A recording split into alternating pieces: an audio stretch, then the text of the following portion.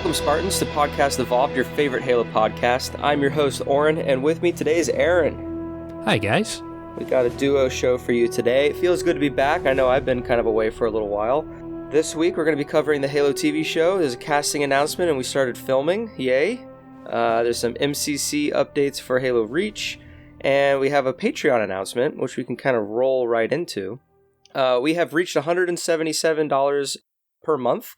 Woohoo. So we want to give a big shout out to our 18 patrons.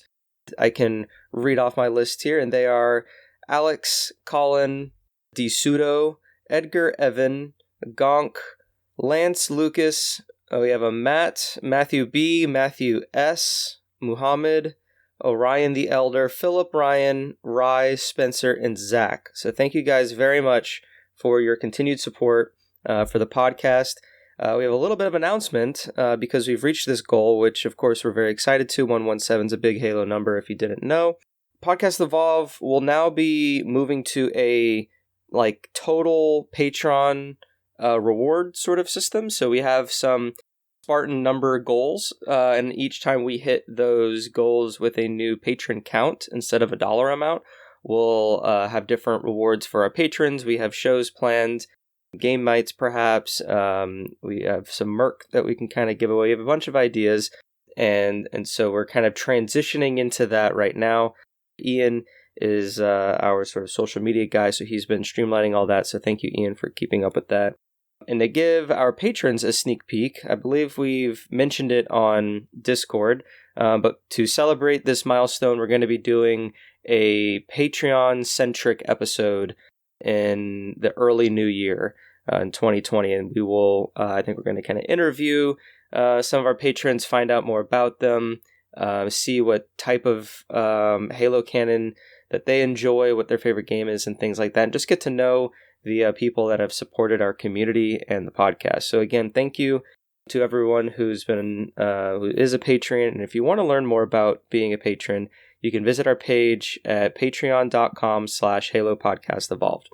And we also have a website you can check out too if you're a first listener, halopodcastevolved.com. We have all of our old episodes. We have all of our shows with the book club, spoilercast, mission debrief, all there for you to access, as well as sort of a lore preview if you have any general questions about Halo lore. We want to just kick off the show right there. Like I said, big milestone for us, and we're happy that we were able to get it before the end of the year, so we can kind of kickstart 2020, start our infinite hype train off to a good start. Yeah, it really is awesome that I was convinced for the longest time we'd never make any money, and to actually make enough money that we've had to change our goal system is unbelievable, and just like a massive thank you to everyone. And by the way, also, thank you to everyone who's not a patron that also supports us with, Ian has set up some things like Amazon affiliate links and stuff like that, and there are awesome people out there that try and help out where they can. So shout out to everyone that has given us money. We love you all. Yes, thank you very much. And I agree. When we first started, I didn't realize it would, we'd get this much support. And so it really, at least for me, it really motivates me to just kind of put more into the show to make it more rewarding for all the listeners, because we've been doing this for years, and it's great. And it's such a good time to be a Halo fan. So to kind of slow things down a little bit, Aaron, is there anything that you've been kind of doing the past week that you want to share with anybody, Halo related or other? Nothing Halo related. It's been a mostly quiet week. Well, I suppose, tell a lie. I did finish Meridian Divide for the book club that spoilers were going to record after this episode. Well, a little behind the scenes insight there. It's a book. That's all I'm going to say. That's a good preview for the show. Yeah, it was a thing. So I did that. My week's been sort of quiet. I thought I had a flood infection last week, but I was in a terrible, terrible way. So that's why we had no show last week either.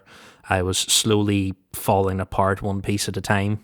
But thankfully I've got over that. So I decided to treat myself by picking up the new Elite controller. Nice. Version 2. That's the 2.0?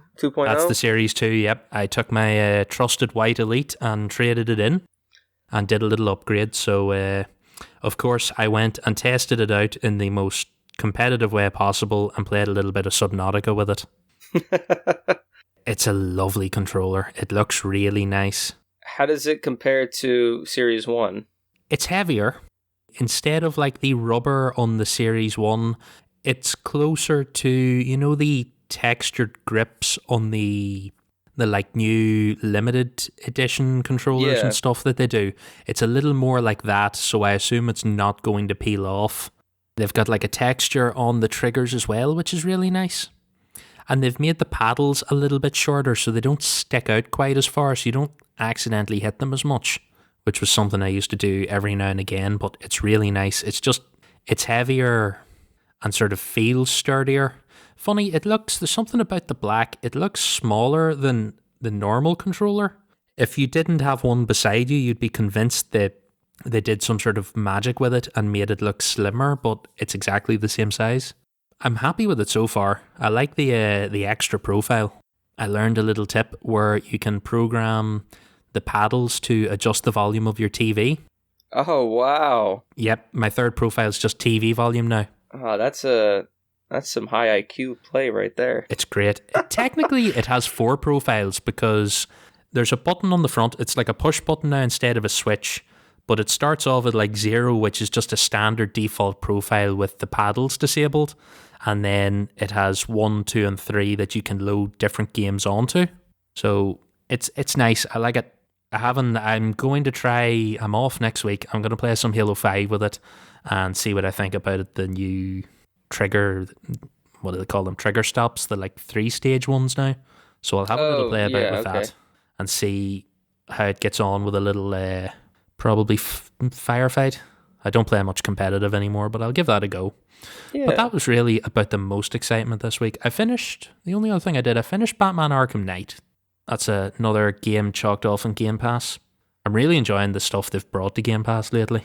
I really need to dive into Game Pass, but I hope to do that soon because I'm in the kind of last sort of leg in my moving to New York, and we finally have an apartment and been unpacking, and our apartment's starting to look like an actual apartment. So a few more weekends to kind of finish up those last boxes, and then I can dive back into some games that I've been missing.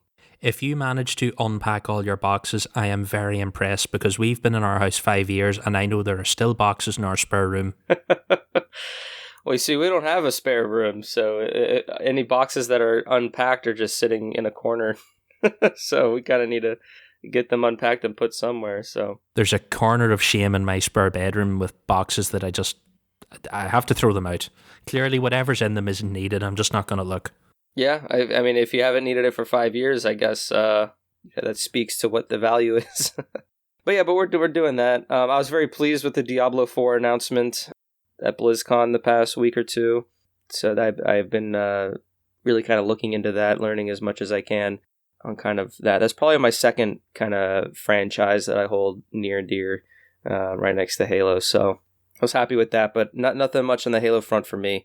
But I need to get our audiobooks situated for Halo Evolutions because we're going to be diving into that soon. So that's kind of on my docket. Oh yeah, that recently came out here in the UK. You couldn't get in Evolutions for a while. You couldn't get it as an audiobook, and Fractures as well. So I gave those a go recently as well. Quite a few stories in Fractures I forgot existed. I like that when you go back to those sorts of collections of stories and you hear things you completely forgot were there.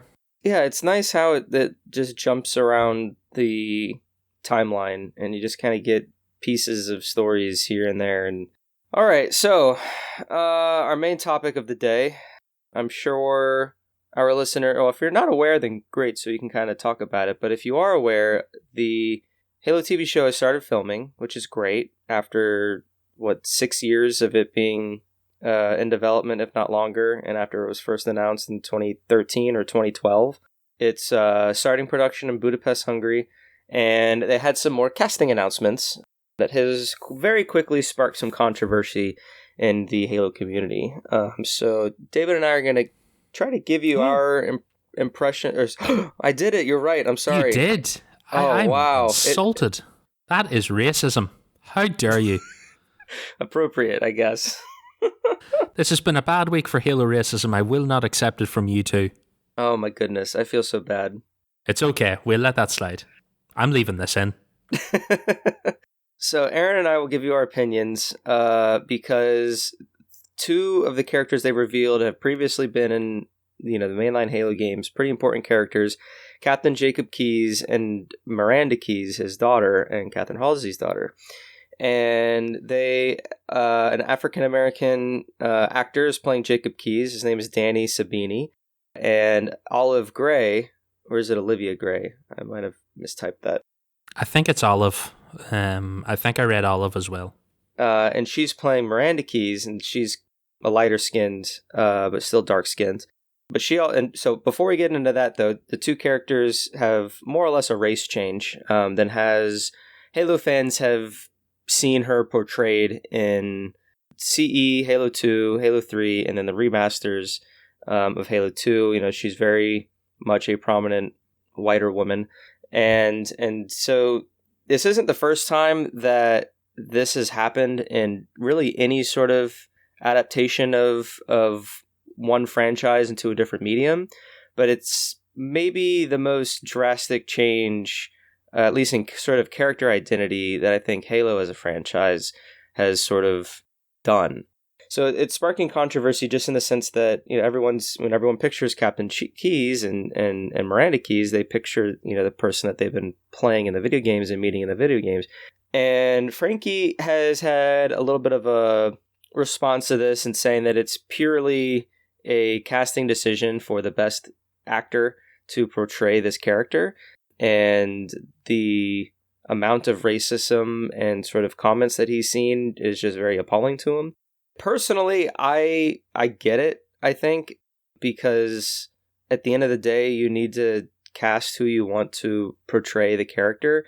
I think films, I don't know everything about every film ever made, but I'm sure there have been casting decisions where characters have been casted to be more like the character that they're portraying if it's already been established. But there has conversely also been plenty of cases, I'm sure, where characters have been changed for X and Y reasons. The big examples always that people have rolled out lately is Nick Fury, who went from a white guy who was played in very dodgy movies by David Hasselhoff to Samuel L. Jackson. Right, but hasn't the character Nick Fury just changed in different reincarnations in the Marvel comics and stuff as well? I'm not terribly proficient in comics. I think he has, but I'm pretty sure that the last time he changed, it was as a result. I think it was a result of the movies. I think he was still white in the comics when the MCU started, and then they changed the run of the MCU and restarted it again with a character that looked more like the Nick Fury we know now. I think. Don't hold me to that if you're a comics person, please. But I'm pretty sure that was one where the movie influenced the comics, not the other way. See, I thought it was already pre-established, because Green Lantern, I want to say, has also been not gender, but a kind of a race flip, where in different points in the history of the Green Lantern series, it's been portrayed as a black and as a white individual. But so it's not something that's uncommon in this day and age when it comes to the different media entertainments portraying these types of characters. I believe the side of 343, and I guess Frankie, who speaks for them, that it comes down to casting.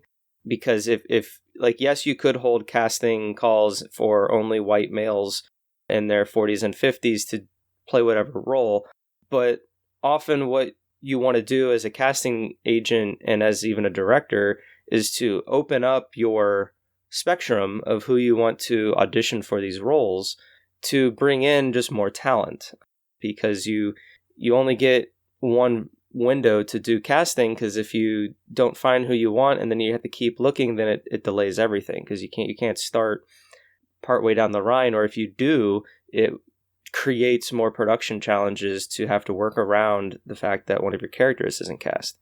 So that's kind of the perspective that I look at it from, because I understand that world a little bit better.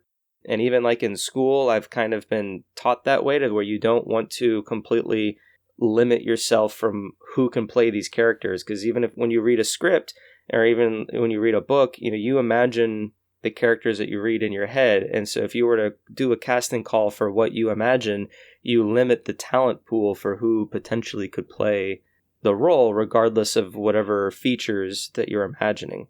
So that's taking it from just more of a general point of view. The argument is still, hey, Jacob Keyes was in the game and he's a white guy, which to a degree I feel like is still valid of an argument. But what I think some Halo fans need to realize is that it's a different medium that is already, since it's been delayed so much, it already has some challenges, and just creating a TV show and a movie is like one of the most, I think, like game development is like probably the only other harder type of entertainment thing you can create, with millions and millions of dollars and all these different wheels turning to create this form of entertainment.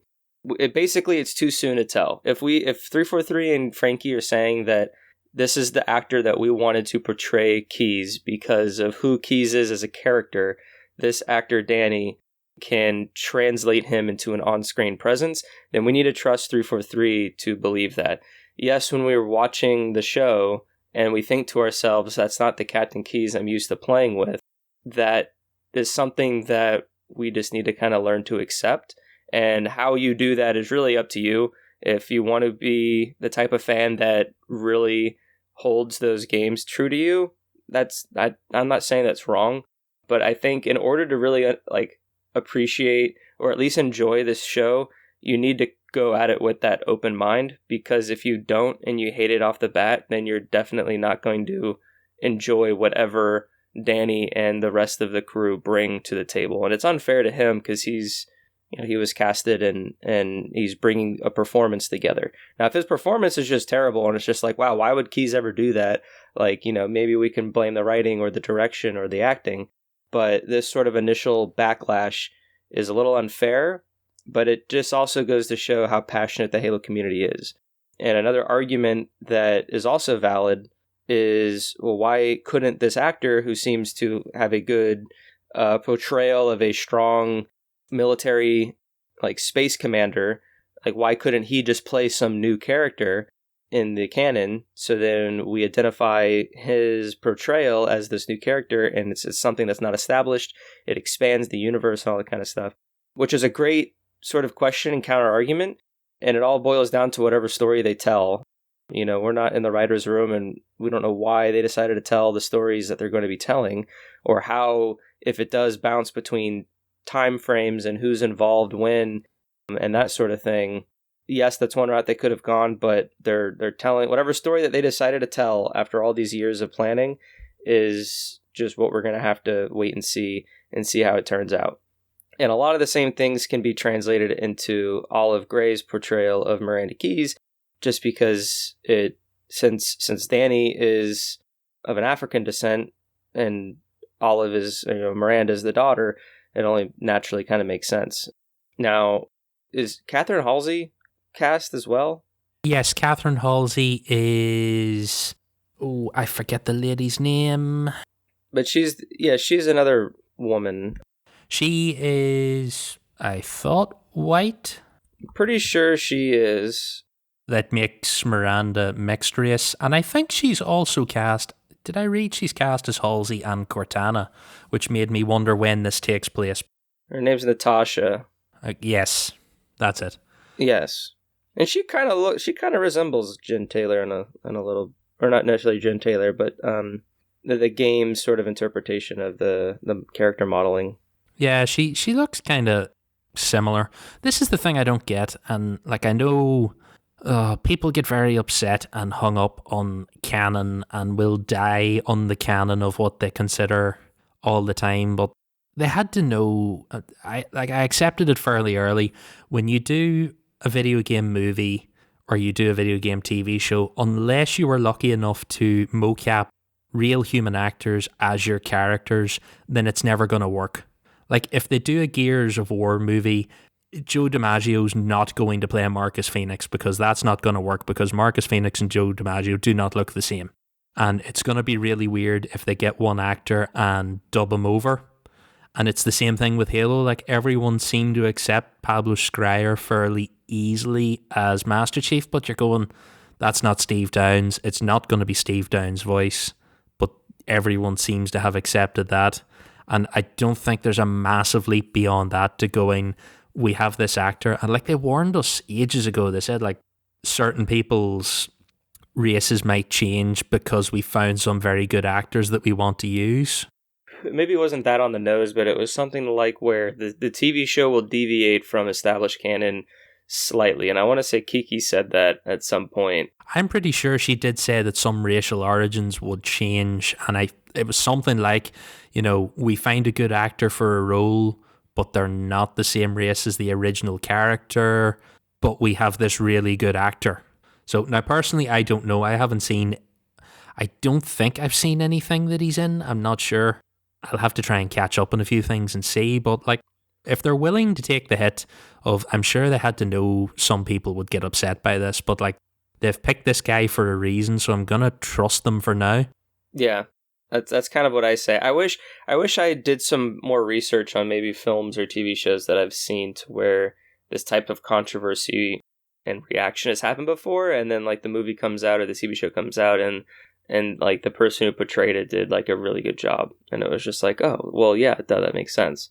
But I can't think of anyone off the top of my head. I don't know what that says about it, but I'm more than I have faith in 343 that like they know what they're doing for the most part. Like, yes, they're dealing with a medium that they're not familiar with or overly familiar with. I mean, they do have 2 TV shows under the belt. One was pretty good and the other one was kind of trash. Yeah, like they're 50-50 at the minute. Like, it's not the worst track record. I've had worse kill ratios in games than that. I can't really complain. I don't know. I think people are overreacting a bit. I don't think it's as terrible as a lot of people make out. I think at the very least, people should wait and see how the actor is. Like, I don't think anyone's suggesting that 343 is going to update the Master Chief Collection tomorrow and change out the Keyes character model. Right. Like, it's just in the TV show, this will just be Captain Keyes and that's that. And like, there are probably going to be other changes anyway. There'll be things, but when none of the actors are going to be the voice actors, like even, I know a lot of people say, well, if they wanted a black character, why didn't they have Sergeant Johnson? You're going like, but it won't be the Sergeant Johnson from the games. Even if they get another really good black actor, it's not going to be the same character. It's not going to be the same voice. It's going to be different. And he might do a really good job. But he's not going to be the Sergeant Johnson that like... Yes, he's not. I know what the lady's like. He might be able to redo it, but you just have to accept these things because in all those old games, very few of those... I don't think any of those voice actors look like the characters in the games. Like, you think about it, Lord Hood, maybe a little bit, but that's about it. A lot of them are very different. Steve Downes, don't know. He's a bit short, but he might look like Master Chief. And there was controversy when Halo Wars 2 came out, and they made Captain Cutter portrayed as seemingly like a younger person, so it kind of seemed that he was like de-aged versus his character model in the first game as opposed to in the second game, and that's just because of mocap technology. And then they changed Anders as well. They changed her to match her voice actor a little more. And then funny, I remember people getting upset that they thought they made Anders look less sort of Asian. And then someone had to point out and go, no, her voice actor's Asian American. We just made the character look more like the voice actor. Yeah. I remember that being a similar thing as well. But like, that caught me a little bit at first, but like, I accepted it. They're 2 different games. They were made years apart. You just have to get used to these things. It's not like now where I'm sure if they go to make a TV show and they put Locke in it, you can just ring up an actor and get him in. You might have a little bit more trouble if you want to make Spartan Buck. I think there's only so far that you can go to keep the canon as locked tight. And I feel like 343 has been doing, for the most part, a pretty amazing job. As they introduce new things and new stories, it molds well with whatever the existing canon is. But I don't know the Star Wars extended universe before half of it got like deleted and sort of reassessed, but I'm sure there were some discrepancies here and there.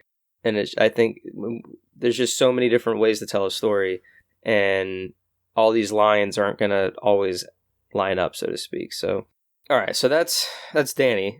to touch on a little bit more of Miranda Keyes, the description has tagged her as Dr. Miranda Keyes. Yes. So that sparked a lot of confusion right off the bat because everyone was like, okay, great. Now she's a doctor. Is she like a surgeon? She's supposed to be this commander who took in the footsteps of her father because she didn't like her mother. And so why is she now all of a sudden a doctor? Frankie, I think, confirmed that she's not or actually, I don't think he specifically says it, but she's not a doctor in a surgical or health profession sort of way. She's a doctor in terms that she has a doctorate's degree in something. She's a Covenant expert, or it said it in one of the IGN articles, because this was originally, I thought, they've confused Miranda Keyes with Dr. Halsey, but it seems like she has this doctorate and she's some sort of it sounds she might be a little bit like Phillips in Kilo 5, that she has this just knowledge on the Covenant and she's been studying the Covenant, because this is the first time I've seen Frankie's information here where he said she's still a commander in rank and has a useful speciality that extends beyond chasing ships and running, brackets, although she can still do both those things. I like the idea that they've just had to pad out Miranda, which, to be fair, probably makes sense because there's not a huge amount on Miranda bar what we have of her in Halo 2 and then Halo 3. It makes me feel a little better, though, that she's still UNSC, she's still a commander. I think it kind of boils down to, again, how she's portrayed in the show. Like, if she's portrayed as a strong commander and military individual, commanding ships and all this stuff and kind of learning from her father or whoever she's on screen with, then I feel like that'd be a fairly good representation of what we already know as her as a character. But if she's stuck in a laboratory for the whole TV show and she's doing what really Halsey normally does, then I can see that being a little bit more of like a head scratcher, or like, okay, well, why make Miranda do that when you could have made another scientist type of doctor character to take those shoes so Miranda can be out fighting and warships and stuff. Yeah, that did worry me a little bit, but having seen what Frankie said there, that puts my mind at ease. I'm okay with that. I mean, like, the thing that you have to remember is that like 343 does like love the Halo franchise, which is why they do what they do. They're not going to take a complete left turn in what they're doing, and they have a whole team, Frankie, who's the one I think leads it, that is all about making the canon work. So any of these deviations, they no doubt sit in their conference room and they figure it out, so then it works, or it works to the best that they can make it work. I think this is one of those things, if they put a prequel novel out next month that was like a Miranda Keyes origin story, the early years, and they added this in that she had a doctorate in Covenant studies, I don't think anyone would ever question it. You just go, no, they've padded out her character and gave her a bit more detail, the same way they did with Johnson in Contact Harvest. That sounds fine. I'm totally okay with that. Yeah. And I think most people would be too. Like, if it wasn't mentioned as part of the show, and I kind of feel like people have been on edge for a while since those initial comments from, was it Kiki? No, it wasn't Kiki. Who was it originally was making comments on the TV show that scared the crap out of us all? It could have been Kiki, because I'm pretty sure her team is all about like extra medium. Yeah, someone originally made comments and it scared us, and I think that's where the race change stuff came from, and origins and dates and the rest of it. And I feel like people have just been sort of nervous and panicked about everything ever since, but like explanations like that, totally fine. It's this next one that I'm curious about. I agree. This is the one that I think is the most interesting, and it takes me as, I think, the most of a left turn, to use that analogy again. And that is the casting of Charlie Murphy, who is a new female character with the name Makee, Makee, and she is described as an orphaned human who is raised by the alien covenant and shares their contempt for humanity, which just really puzzles you, because although there is instances in the books where the Covenant have worked with specifically the Insurrection to kind of fight against the UNSC, there hasn't been any dealings where humanity, like they are raising a human or they're really allied with a human to the point of eradicating humanity with their assistance. Because that's, I think, is the key sort of like thing. It's like if this person was orphaned, then somehow her parents died, whether it was through the war or through the insurrection or what. And so then they take her as a slave or some sort of prisoner, or they're using her, but how much knowledge does she really have if she was orphaned to be beneficial to them to fight humanity? So it's strange to see how, one, she has contempt for destroying humanity, and then two, why the Covenant kept her alive or took her in. So that to me just sounds strange. Again, going to Frankie's comment, she says within minutes that when you're introduced to her character, there's reasons that or let me just read it verbatim. It says, you'll find out within minutes of being introduced to her, and it's a reason that already exists in the canon that you almost certainly know a little about if you played any of the games in the series. The thing to take away from this whole casting announcement is that we need to wait and see. We need to wait and see in 2021 what happens and how everything is portrayed, and we need to go in with as much as an open mind as we can, because if we try to think too much about it and try to go in and say, whoa, boy, I don't know how they're going to do this because it doesn't make any sense. And, good luck explaining to me. And whatever explanation they get, if it doesn't satisfy whatever you want them to give, then you're going to dislike it no matter what type of explanation it is. So we just have to wait and see and this is what the TV show will be. And if it's bad, then it's bad. But we need to at least go in to find out what's going on. It's the thing, I think, like you said in this announcement, I'm the most curious about. That quote from Frankie has me a little curious, because up until now, in my head, I'm leaning towards the Covenant version of a sleeper agent. I was sort of going that way. In a more practical sense, I was thinking CGI for Covenant probably costs a lot of money, and it's a lot handier to have the face of the Covenant be an angry human. That's a very good point. That's probably the practical reason, but I'm curious what the lore reason is. But in my head, I could very easily see Truth having, or flirting with the idea of having a human sleeper agent that could work on the inside. Something like that wouldn't necessarily surprise me. It would just be interesting that, like, the word orphan is kind of what gets me a little bit, because it's like if you're orphaned, then to me that means that you're like in your teens at most when your parents either leave you or die, and so you're left alone. And to be taken in, like, even if you were the daughter of of generals in the UNSC, like, how much information would you really know? Like, think about who is the character in Legacy of Onyx? I already forgot her name. Oh, the girl? Yeah, like Petra? Not Petra. What's her name? I can't think of it either, and we just did that book club. We just did it, yeah. So imagine if she got kidnapped by the Covenant, and she hates the Covenant, so let's ignore that. But she knows that her foster parents are investigating a guardian, but like beyond that, she doesn't really know anything. So how much could another kid really know to give this sort of beneficial thing? So I don't know, it's puzzling. I'm leaning more towards something like the Spartans, a 2 or 3 year old child taken away, raised and trained by the Covenant, and then prepped to be like dropped back into human society as a refugee from the war, who's then going to like track humans from the inside and work against them and communicate back to the Covenant. That's, in my head, that's what I think probably makes the most sense. And then at some point her betrayal will be revealed. Maybe so.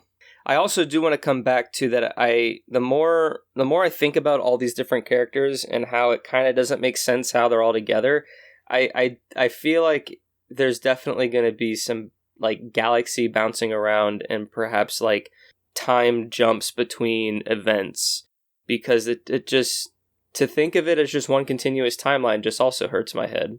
I could see maybe a little time jump and a little sort of Game of Thrones where these characters interact in this section and these characters interact over here, and someday in some series they might all come together, but I don't think you'll have Keys, Miranda, Halsey, and Chief all in the one room together with Makee, the Covenant, human.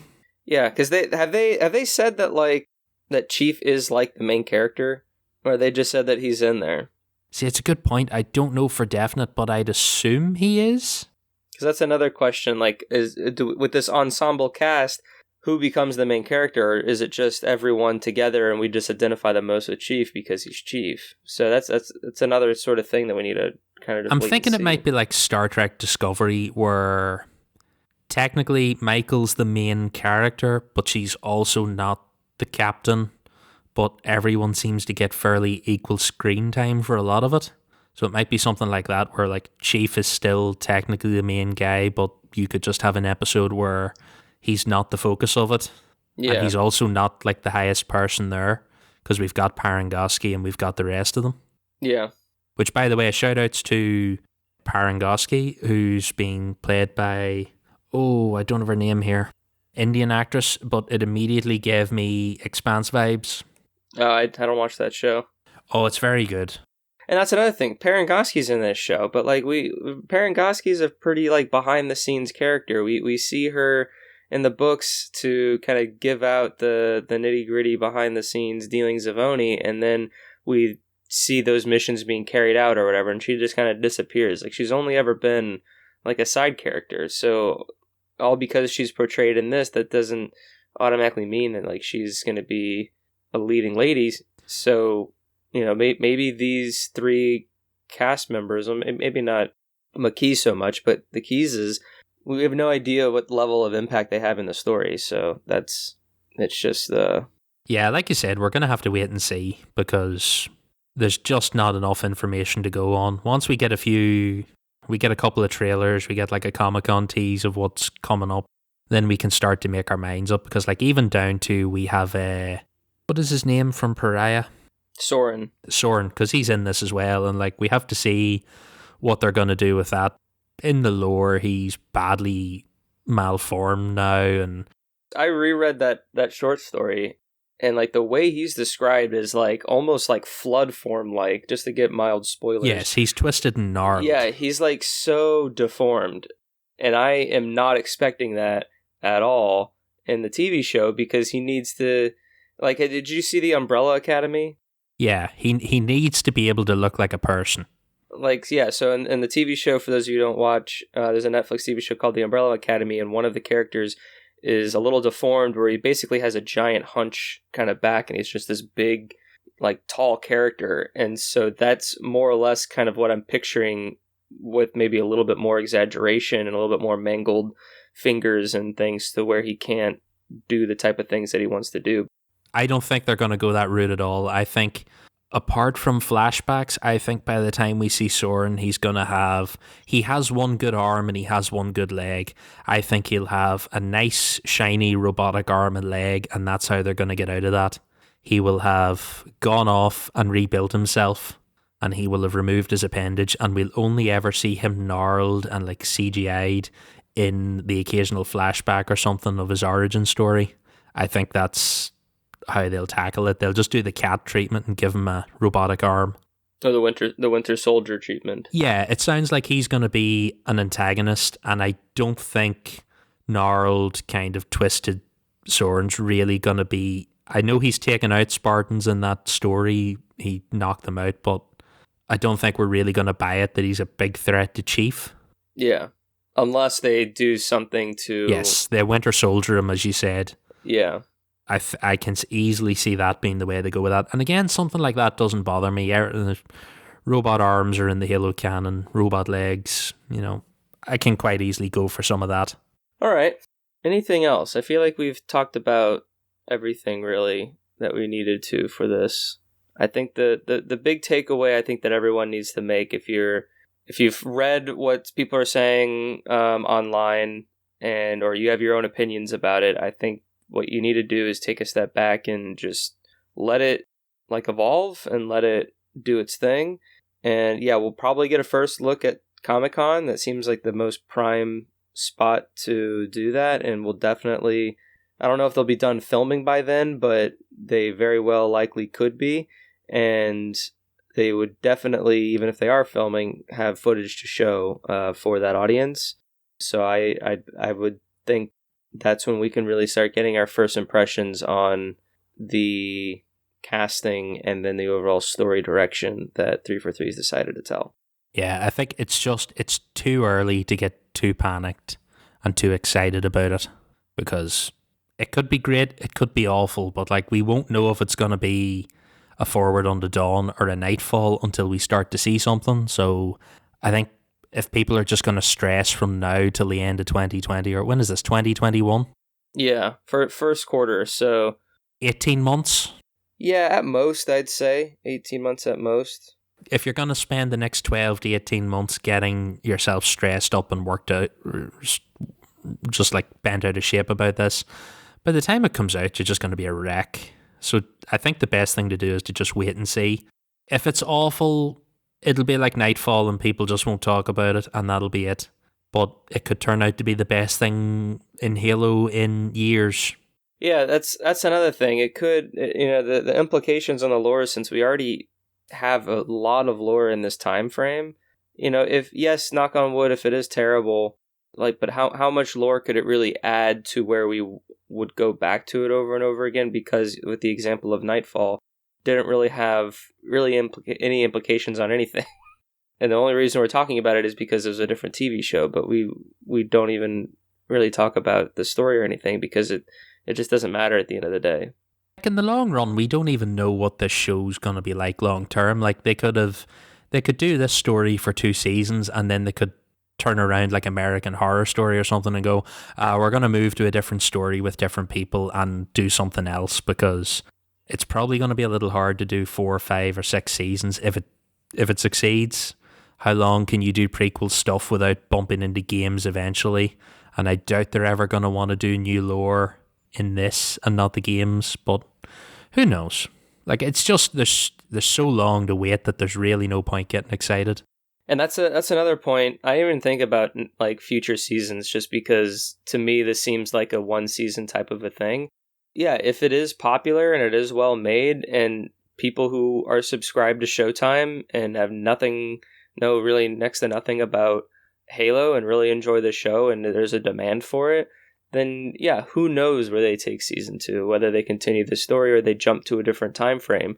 They jump to something that's more present, because Halo Infinite will be out by then, so maybe they are able to tell a story leading up to that, or even post Infinite, because they now have that story available to everybody. With a show like this, like in an ideal world, I would love it if we got 2 seasons of a story with this that was self-contained, and if they turned around and said, season 3 we're going to do a mission with Grey Team or something, or we brought Kilo 5 to life and we're going to do something with them. Like, I could quite happily go for shows that just self-contained 1 or 2 story seasons, or 1 or 2 season stories, stuff like that. But again, we've got so long to wait to see what happens. Yeah, there's too much unknown for us to really. It's like Halo Infinite at the minute. It's too early to decide whether or not Halo Infinite's going to be awful or the best thing ever. And there's just so little to go on. Yeah, and we arguably know like a little bit more about this TV show than Infinite. We've seen the Halo fans pick that trailer to death, and we've done it as well and covered every bit of news on it. And we still have less of a clue what's going on in Halo Infinite than we do this. Yeah. So we'll see. We'll see what happens. I think we'll put it to bed there. If you have, any other thoughts that we didn't cover, let us know on our social media avenues. I think we kind of, said really as much as we could say, that we just have to trust 343. And if you're irked by this, then I just encourage you to have an open mind and just wait and see what happens. As we hear the news, we'll bring it to you, but we got a long time, and we've got to save our hype for Halo Infinite in the meantime, so. We really do. And then even closer, to segue into it, the MCC Reach update.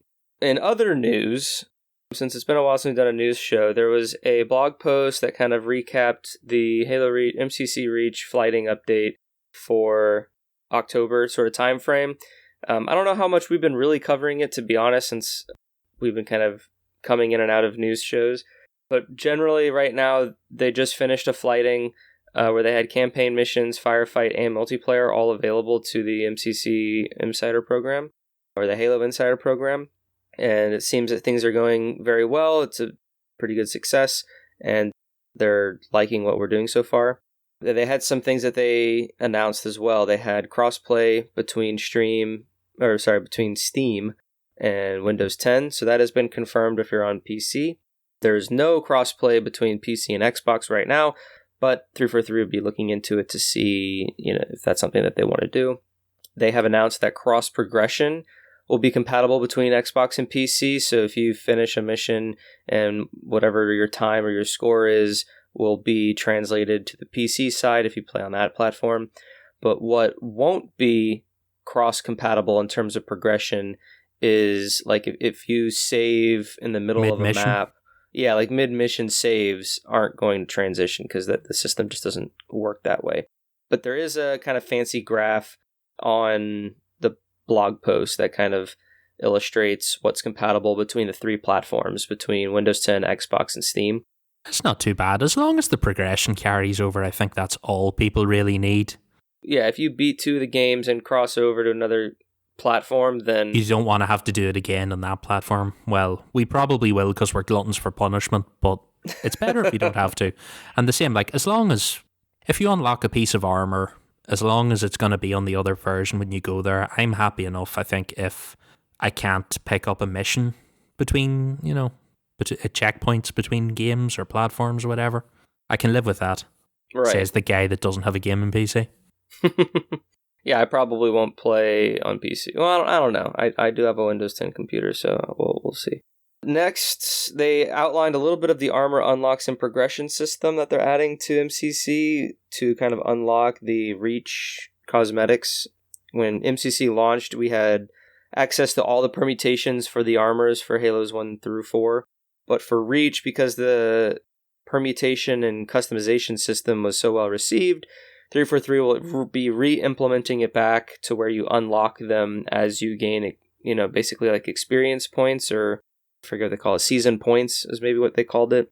It looks like that Halo or MCC will be adopting a similar Battle Pass-like system that most headline games are kind of adopting now to kind of prolong and sustain the game as a service.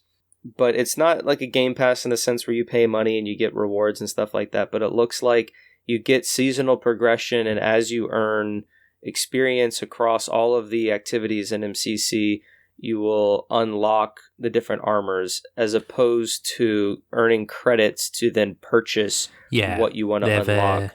They touched on this before. It sounds very much like the tasks that you used to do in Reach. The tasks? Like remember there were objectives, the challenges, yeah. They sound very much like those, but across Master Chief Collection, and then you will get little perks and bonuses as you complete them all. Oh. Well, if it's challenge-based, then you can go after something very specific, and then you get that reward, as opposed to just earning an XP bar, and then when it gets to the end, you get whatever you get. So, like, if you're chasing the inclement weather armor, armor effect, if it's on just a battle pass system, then you have to wait till whatever level to get to before you can earn that, instead of saving up all your credits back in the day to then just buy it outright.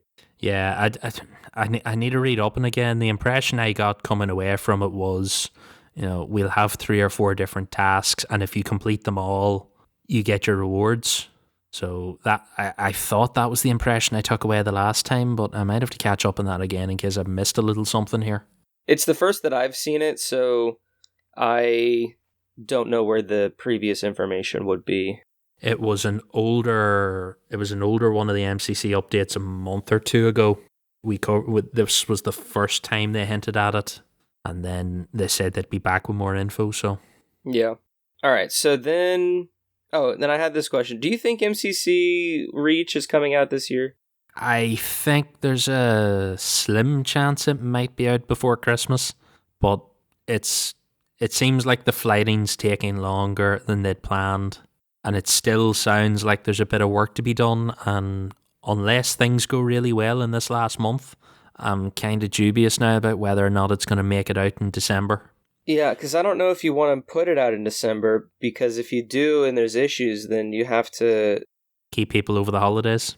Yeah, you have to do the crunch time so you can resolve whatever launch issues there may be.